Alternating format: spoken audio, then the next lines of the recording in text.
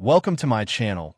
Today, I will give everyone a beautiful story about love, faith, and sacrifice. The miracle of love. The story of Daniel and Miriam. Chapter 1. A humble home, a happy heart.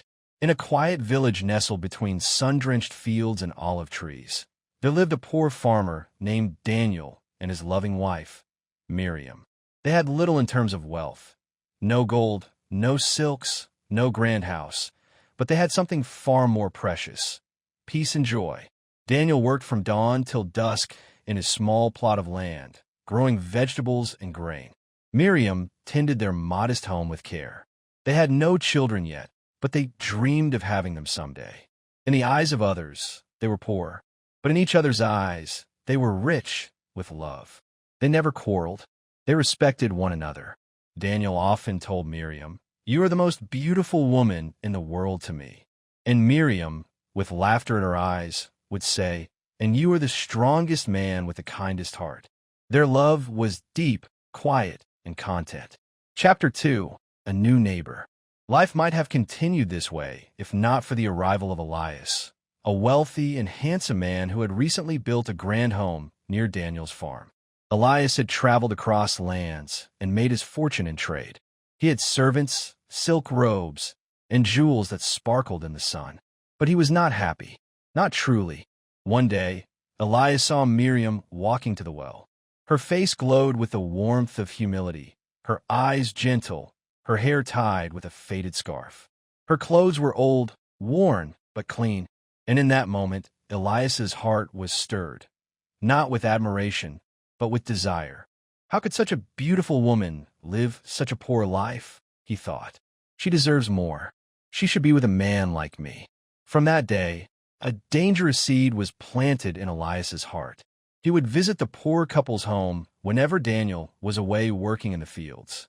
Miriam always greeted him politely but cautiously.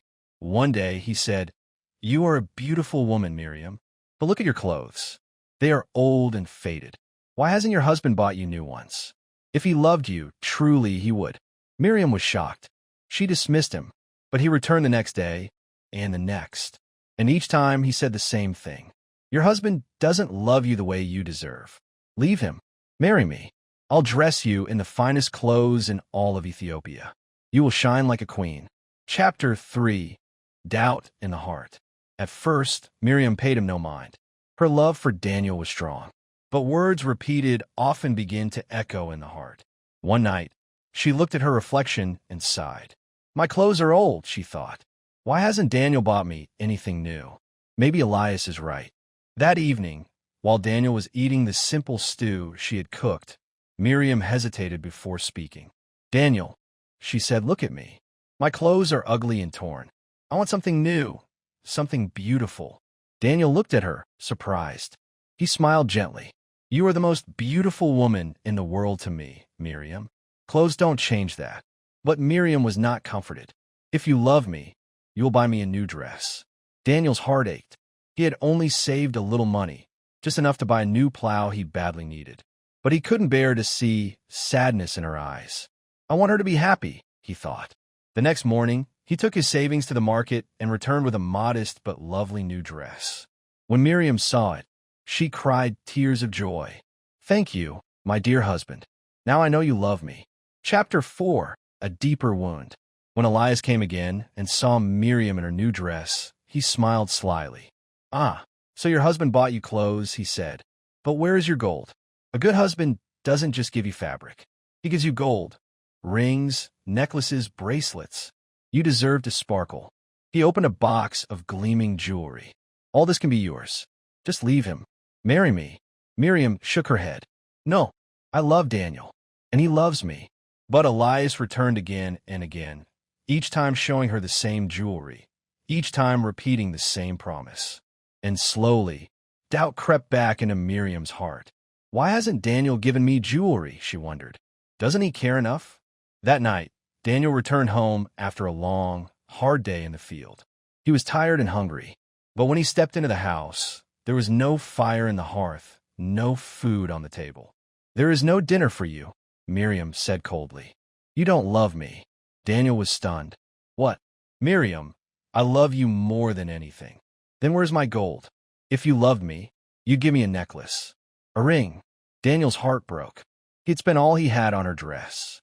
But he knew he had to do more. Chapter 5. A Brother's Help. The next morning, Daniel walked to his brother Samuel's farm. "Brother," he said, "can you lend me some money? I will work in your field to repay you." Samuel looked at him with concern. "You don't ask for help often. Is everything all right?" "I want to buy jewelry for Miriam," Daniel said. "She's not happy." Samuel nodded. "Okay, but my field is rocky. You'll have to work hard." Daniel agreed.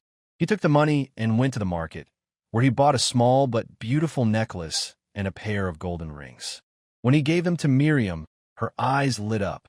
She hugged him tightly. "Now I know you love me, Daniel." Chapter 6. Elias's Final Temptation. But Elias was not finished. When he saw Miriam wearing the jewelry, he smirked. "Your husband gave you these? How quaint. But love isn't gold. Love is power. Love is miracles." "Miracles?" Miriam said, confused. "Yes. If a man loves a woman truly, he should be able to do the impossible." "That's nonsense," she replied.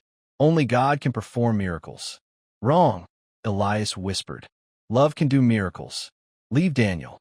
Marry me, and I will show you wonders." Miriam said nothing, but his words stayed with her. That night, she was quiet and withdrawn. "What's wrong?" Daniel asked. "You don't love me," she said through tears. "Miriam, how can you say that? I've done everything. Clothes, gold. What more can I give?" "A miracle," she whispered. "If you love me, show me a miracle." Daniel was speechless. What kind of love is measured by magic? Chapter 7. A Prayer in the Fields. The next morning, Daniel walked slowly to Samuel's rocky field. He felt broken, helpless. He dropped to his knees and looked up at the sky. "God," he whispered, "I don't know what else to do. I've given everything. Please help me." Hours passed. He moved stones, sweat dripping down his brow. At midday, he sat beneath a tree. An old man with a staff was resting there. "Who are you?" Daniel asked. "I'm Jonah," the old man said. "Some call me a wizard. Others call me a messenger. Today, I am your answer." He handed Daniel 2 sticks. "These are miracle sticks," Jonah said. "Touch someone with the first, and they will become a donkey. Touch them with the second, and they return to human form." Daniel stared at them, speechless. I prayed for a miracle. And here it is," Jonah said, vanishing into the breeze. Chapter 8. The First Miracle. Daniel returned home with the sticks hidden in his coat. "Miriam," he said, "come outside. I want to show you something." "What is it?" "A miracle." She looked skeptical, but followed him. Without a word, Daniel touched her gently with the first stick. In an instant, she transformed into a donkey. Her eyes widened in horror. She tried to speak, but could only bray. "Umph, umph." Daniel stepped back, tears in his eyes. "Is this what you wanted?" he whispered. She shook her head. Tears fell from her donkey eyes. He touched her again with the second stick. Miriam collapsed to the ground, a woman once more. She looked up at him, trembling. "I'm sorry," she said. "Forgive me. You loved me so much, and I let words and gold make me blind." Daniel knelt beside her. "I didn't want to hurt you. I only wanted you to see what love really means." Chapter 9. The Rich Man's End. The next day, Elias arrived again, smug as ever. "Well, Miriam," he said, "has your husband done any miracles?" Daniel stepped out from behind the door, holding the first stick. "Let me show you," he said. Before Elias could react, Daniel touched him. In an instant, the proud man turned into a donkey. He brayed and kicked and ran down the street as villagers stared in shock. Daniel never used the second stick on him. Some say Elias still wanders the hills as a donkey, searching for his pride. Chapter 10. Love Restored. From that day on, Miriam and Daniel's love grew deeper than ever. Miriam never again wished for riches or magic. She learned the greatest miracle of all was Daniel's heart. Years passed. They had children and then grandchildren. And when they told this story, they always ended it the same way. Gold fades. Clothes wear out.